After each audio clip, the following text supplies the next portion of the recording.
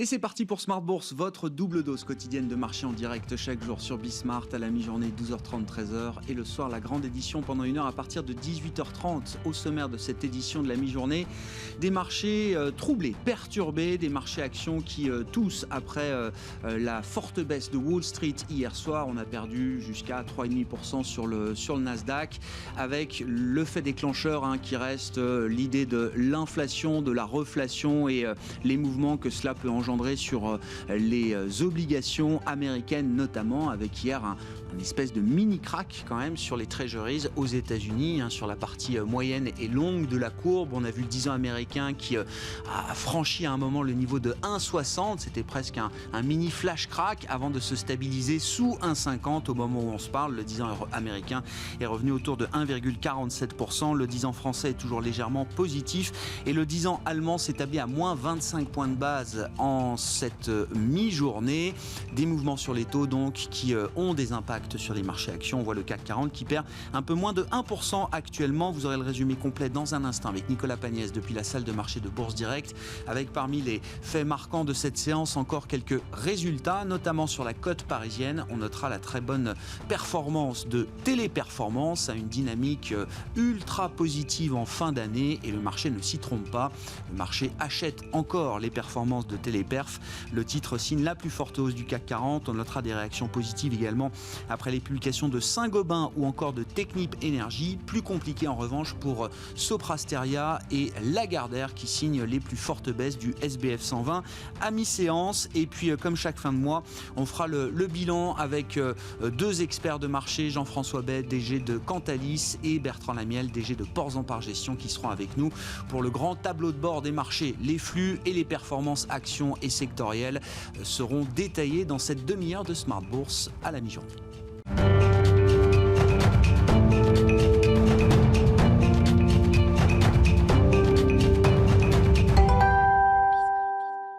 Fin de semaine et fin de mois un peu chaotique sur les marchés et à Paris, on baisse à mi-séance. Le résumé complet avec Nicolas Pagnès depuis la salle de marché de Bourse Direct. La tendance est dans le rouge, toujours à la mi-journée à la Bourse de Paris. Le CAC 40 qui évolue d'ailleurs depuis ce matin dans le rouge dans le sillage des clôtures américaines et asiatiques. On notera d'ailleurs aux États-Unis que le Nasdaq perdait environ 3,5% hier en clôture. Les valeurs technologiques souffrant de la rotation sectorielle qui tente à favoriser les valeurs cycliques, même si hier soir le S&P 500 et le Dow Jones se clôturaient eux aussi dans le rouge. Il faut dire qu'après l'enthousiasme en Europe hier, les craintes vis-à-vis de l'inflation et des rendements obligataires reviennent sur le devant de la scène. Déjà haut hier, les rendements obligataires ont touché de nouveau plus haut pendant la nuit. Le taux à 10 ans américain a même cherché 1,6% hier soir, un niveau au-dessus des 1,5% qui était le seuil surveillé par de nombreux analystes, car il pourrait, selon eux, marquer le début d'un désengagement d'une partie des investisseurs sur les marchés actions.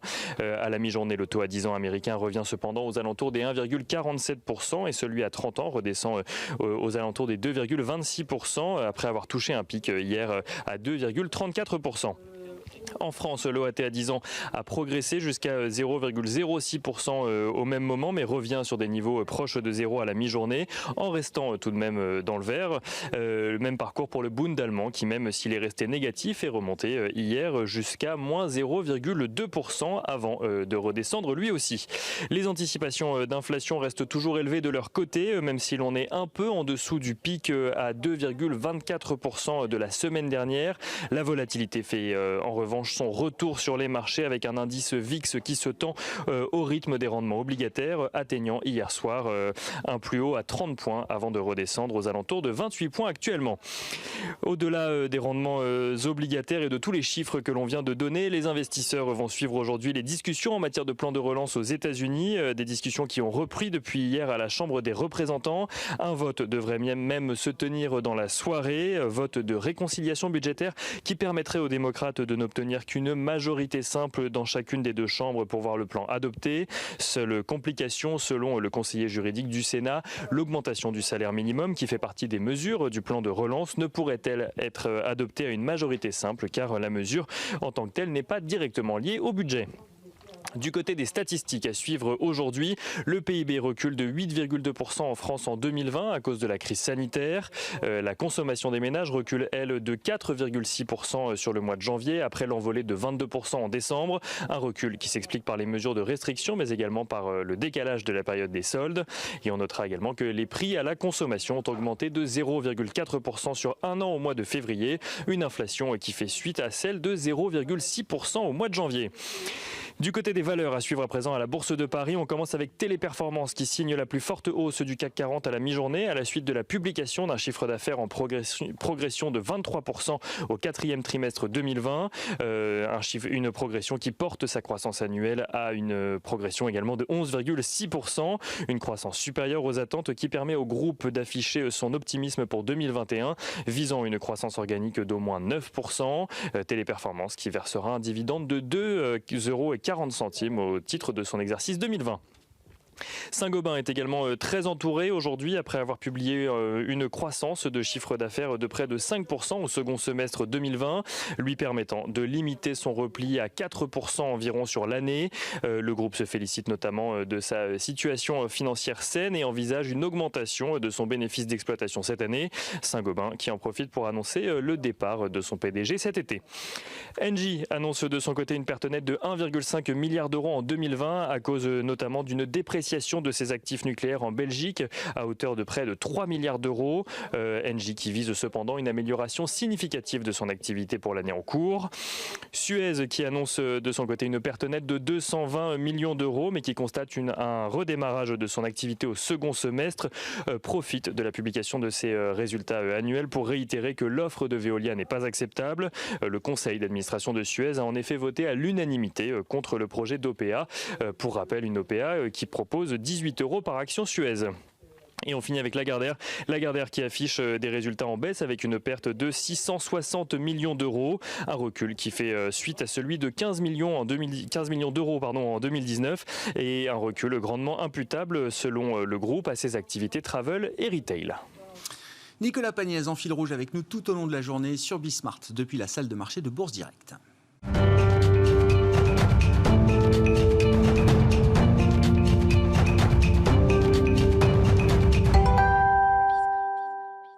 Chaque dernier vendredi du mois, Smart Bourse vous présente son grand tableau de bord de marché avec nos deux experts. Jean-François Bel, directeur général de Cantalis, à mes côtés en plateau. Bonjour et bienvenue Jean-François.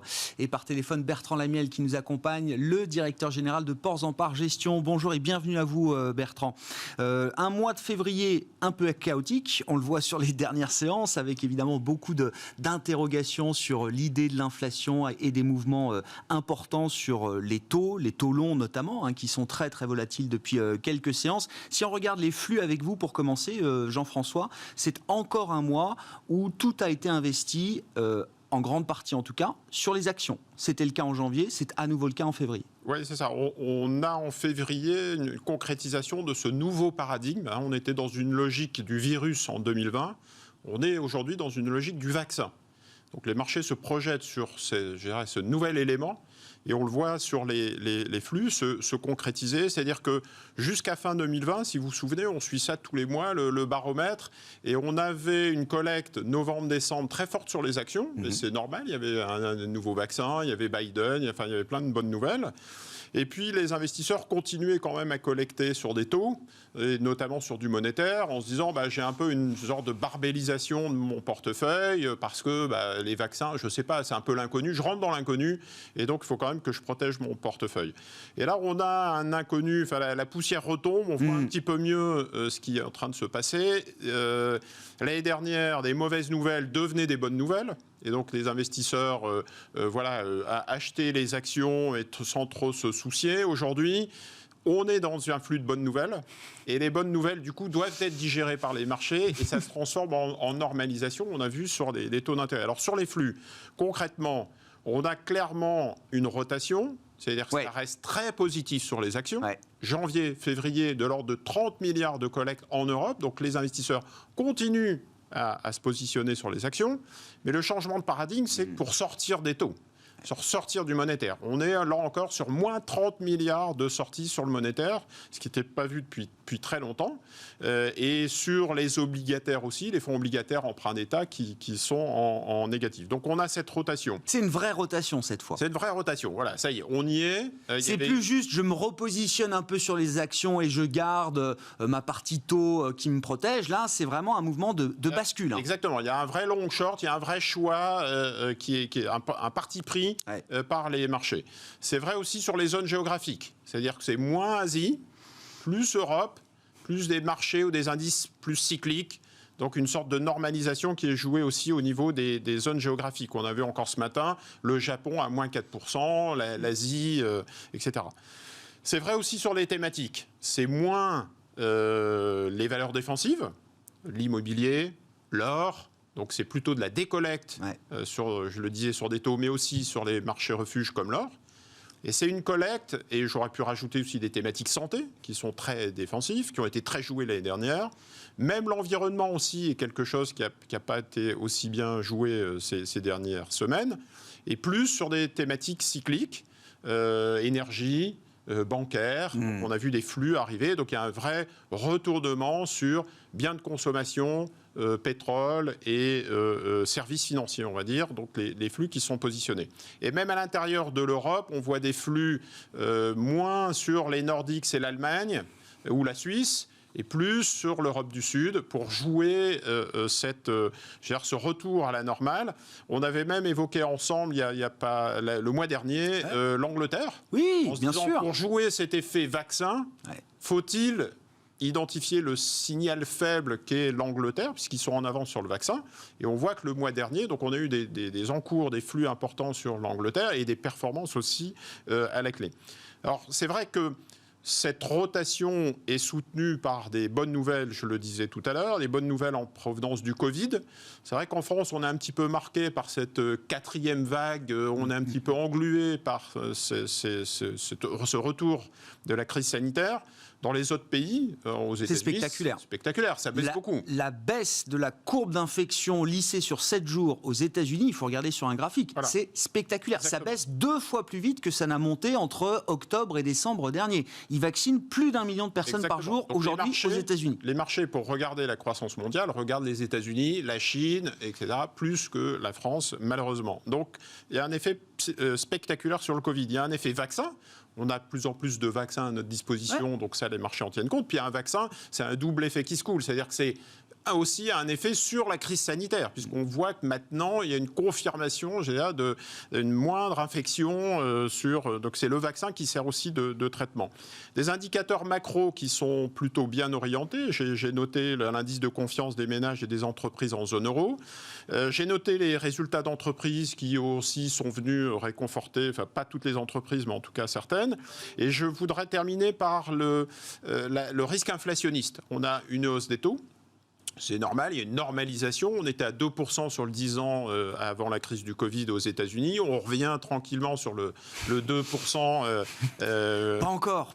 Je précise pour ceux qui regardent ça au quotidien.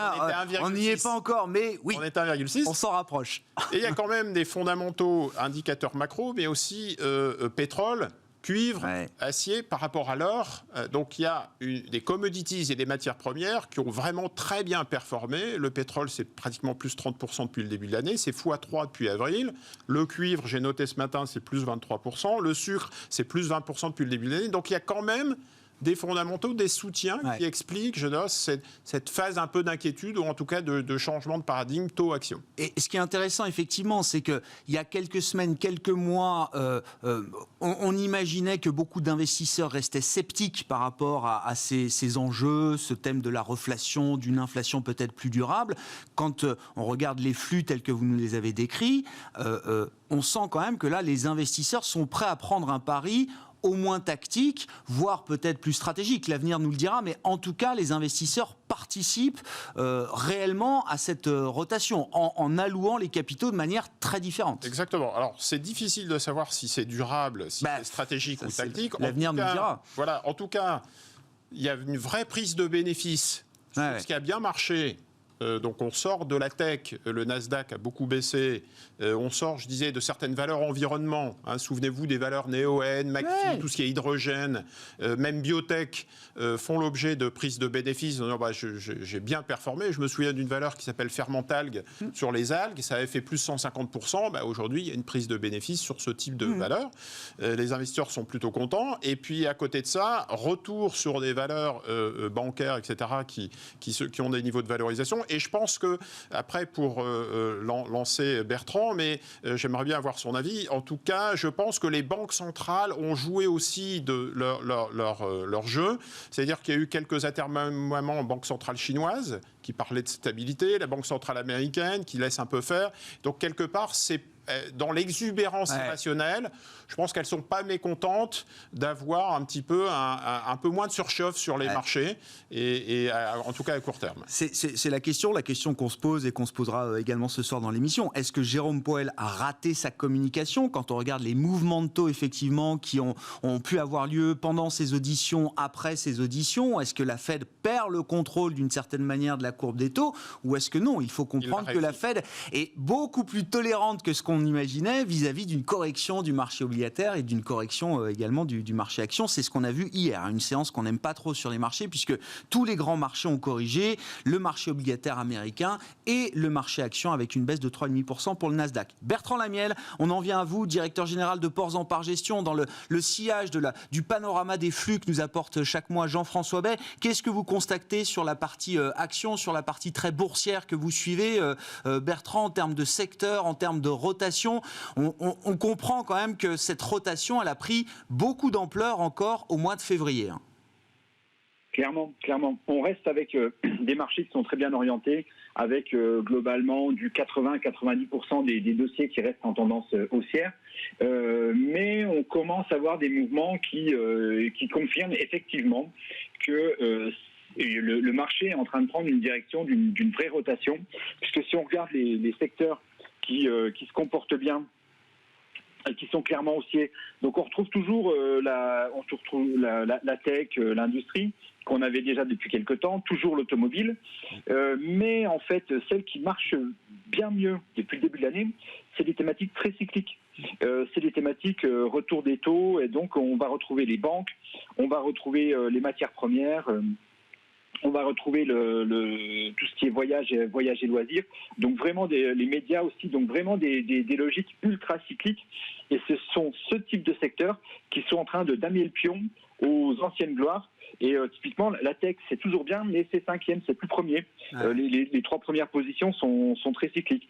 Alors du côté de ce qui va pas bien, là malheureusement, ça s'arrange pas, parce que les utilities, donc services aux collectivités, les télécoms, avaient déjà du mal avec des taux bas, mais alors avec les taux qui remontent, là pour le coup, c'est vraiment pas très beau ce type de secteur.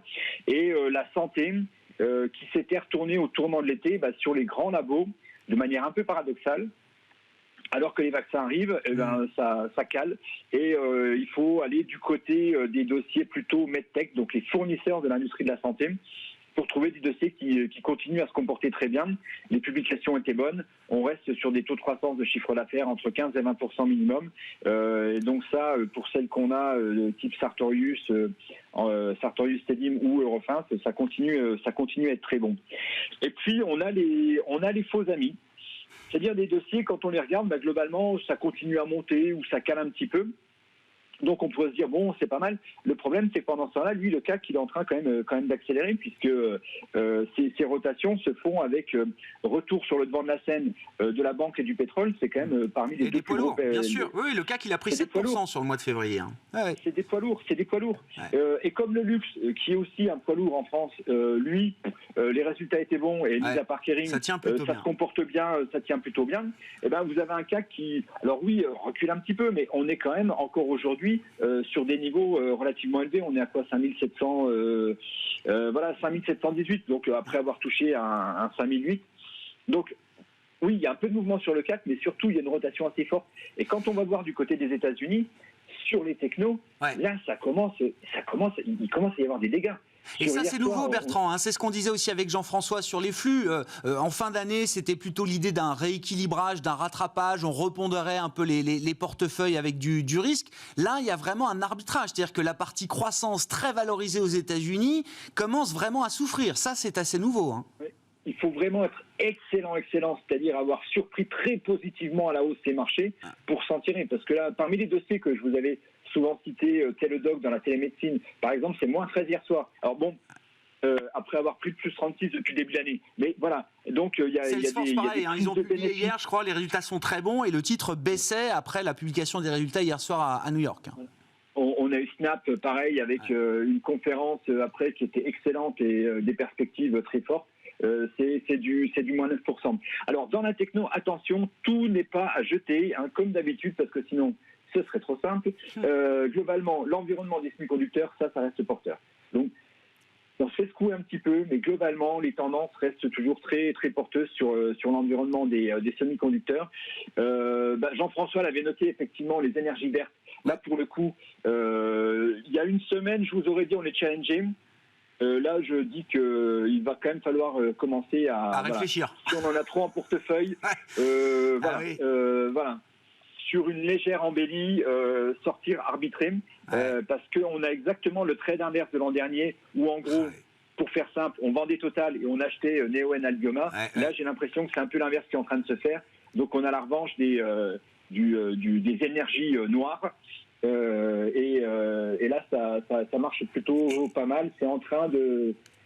C'est ce à quoi on est en train d'assister en ce moment. Et ça veut dire quoi, Bertrand? Ça veut dire que ces tendances dont on parle, là, ce sont peut-être des tendances plus longues que simplement des tendances de quelques jours ou quelques semaines. Est-ce qu'on sait répondre à cette question-là? Le retour, effectivement, le trade inverse de 2020, c'est ce que vous dites. Est-ce que ça dure un mois en 2021 ou est-ce que c'est l'histoire de 2021?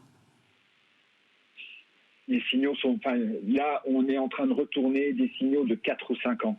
Ah oui. Donc, après, comme on l'a noté, ça se fait sur des secteurs extrêmement volatiles. C'est pas le retour de l'alimentaire, auquel cas, bon, là, on a des petites volatilités. Là, c'est le retour de la banque, c'est le retour des matières premières, donc c'est les secteurs les plus volatiles. Donc, ça va pas être... ça va pas se faire gentiment. On va se faire... Il y aura des moments où il y aura une volatilité plus forte, des prises de bénéfices qui peuvent être appuyées le jour où les taux descendent, mais les signaux, on est en train de retourner des signaux baissiers de 3, 4, 5 ans. Donc non, il y a quelque chose est en train de se passer et il faut revenir sur ces secteurs. On a très bien vécu sans banque, sans assurance ces dernières années. Il faut réapprendre, replonger dans les dossiers, aller voir dans les fondamentaux. Ce qu'on en voit aujourd'hui, c'est assez simple. En termes de valo, malgré les rebonds qui ont été faits, on reste sur des valorisations. On n'a jamais payé les banques ou l'assurance quasiment aussi peu cher. Il y a seulement 10 ou 20% des cas dans l'histoire où on les a payés un peu moins cher. Donc on reste sur des niveaux de valorisation sur lesquels il y a du potentiel. En termes de perspectives, les perspectives qui étaient extrêmement moyennes, avec l'arrivée du vaccin, on a vu les chiffres, par exemple, sur les mises en faillite, qui était au plus bas en décembre. Ça, forcément, ça veut dire que le carnet les dettes qui ont été prêtées, donc les clients sont plus solvables. Donc ça permet d'avoir un meilleur book au niveau des banques, donc ça les revalorise. On a la même chose sur les assurances où il n'y a pas de dégâts. Donc globalement, ces secteurs-là sont en train de revenir. Alors, comme toujours, comme c'est très volatile, il faut y aller, en surveillant ces dossiers. C'est vraiment du stock picking parce que tous malheureusement n'ont pas la même qualité de portefeuille. Et puis surtout continuer à avoir des dossiers, comme je vous le disais tout à l'heure, dans les semi-conducteurs qui restent bien. Les matières premières, c'est aussi une autre diversification. Dans les cycles automobiles, qui a commencé son rallye en octobre, reste très bien. On n'a pas été trop impacté par les derniers mouvements baissiers. Là. Donc on voit bien que les investisseurs continuent à s'intéresser à ce secteur. Et puis après, c'est aller chercher... Dans le secteur industriel, c'est très très large. Il y a tout. On voit qu'il y a des... alors dans ce secteur-là, de manière un peu paradoxale, on retrouve des techs comme les moyens de paiement avec Adyen. Là, pareil, il y avait eu très grosse performance. Ça corrige. Pour nous, ces corrections, c'est pas grave, ça remet pas en cause les tendances long terme. Donc il y a des choses à faire. Vous citiez Téléperformance. Téléperformance, ça faisait partie des dossiers sur lesquels on se disait tiens, le marché commence à attaquer. se poser des questions. Les résultats sont bons. Ah ouais, ça repart. Ça se porte bien. Donc logiquement, on peut envisager une reprise plus nettement haussière sur un dossier comme Téléperformance. Ouais, c'est intéressant. Il n'y a pas de règle magique là, dans ces marchés. C'est vraiment du cas par cas. Il y a de la croissance sur laquelle on a encore envie d'être positionné. Il y a de la croissance qui est déjà beaucoup trop chère au regard des perspectives, de la value qu'on n'a pas forcément envie d'avoir, et puis quand même des cycliques qui redeviennent intéressantes. Donc c'est un environnement de marché beaucoup plus complexe, très favorable aux stock pickers, comme on les appelle. Je crois, Jean-François, que vous avez des éléments sur les flux là. C'est peut-être là aussi quelque chose d'assez nouveau. Ça fait plus de 10 ans que la gestion passive emporte tout sur son passage en termes de collecte, de flux de collecte. Là, depuis quelques temps, c'est plutôt les fonds actifs qui récupèrent le plus de collecte que l'industrie des ETF, pour dire les choses. Oui, exactement. Donc c'est à la fois symptomatique de l'environnement sur 2020 et encore sur 2021. Le gros de la collecte, les 2/3 de la collecte sont positionnés sur des fonds actifs. Ce qui ne veut pas dire que les ETF ne collectent pas. Non, ça continue, bien sûr. Mais ils sont un petit peu en dessous. C'est lié aussi à la performance sur 2020. Vous avez de telles rotations que vous faites confiance aux vieux loups de mer qui peuvent s'en sortir dans ces mouvements chahutés par rapport à des indices qui sont par définition représentatifs de la moyenne du marché. Donc vous embarquez des banques en ce moment, c'est bien, mais vous avez aussi embarqué de la tech, etc., des valeurs défensives de la santé qui sont malmenées, ou des valeurs environnement, comme on le disait avec Bertrand. Et quand ça rebondissait en 2020, c'était l'inverse. Vous avez embarqué de la tech, mais vous avez aussi embarqué de l'énergie et de l'immobilier qui était plombé. Donc les investisseurs se rendent compte un petit peu de ça.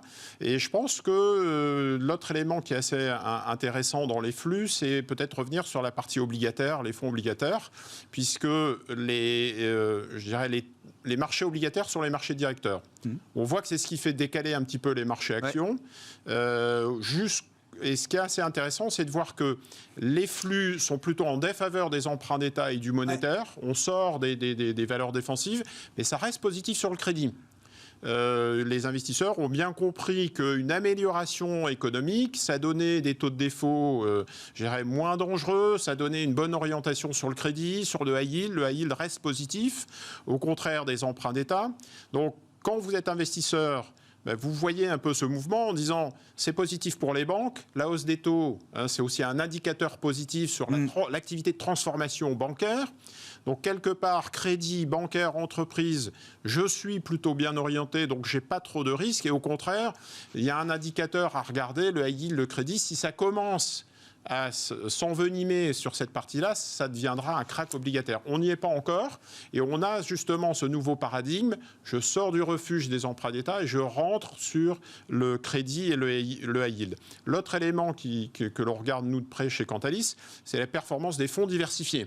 Oui. Parce qu'il y a beaucoup d'investisseurs à travers l'assurance vie qui sont sur des fonds diversifiés. Aujourd'hui, un fonds diversifié prudent, ça fait 0%. Parce que le 70 sur les taux qui est en négatif, moins 5, et le positif sur les actions, ça vous donne une performance proche de 0%. C'est aussi des éléments qu'il faut regarder, parce que comment vont réagir les particuliers qui ont une place prépondérante aujourd'hui sur les marchés financiers et qui peuvent à un moment donné accélérer un mouvement de panique ou accélérer un mouvement qui a été laissé faire par les banques centrales et par les professionnels comme Bertrand, par les gérants qui suivent ça depuis longtemps. Mais il faut tenir compte avec ce flux en provenance des particuliers qui s'excitent sur le Bitcoin, sur le Tesla, sur la tech, etc. Donc c'est des éléments qu'il faut intégrer. L'émergence d'un nouveau paradigme, peut-être, sur les marchés. On va suivre ça mois le mois avec vous deux, messieurs. On verra si ces tendances se confirment le mois prochain ou si déjà c'est une autre histoire qui se met en place au cours de ce mois de mars qui commencera donc la semaine prochaine. Merci beaucoup. Chaque dernier vendredi du mois, Jean-François Bay, directeur général de Cantalis, et Bertrand Lamiel, directeur général de Ports en Par Gestion, sont avec nous pour le grand tableau de bord des marchés de Smart Bourse sur Bismart. On se retrouve ce soir à 18h30 en direct.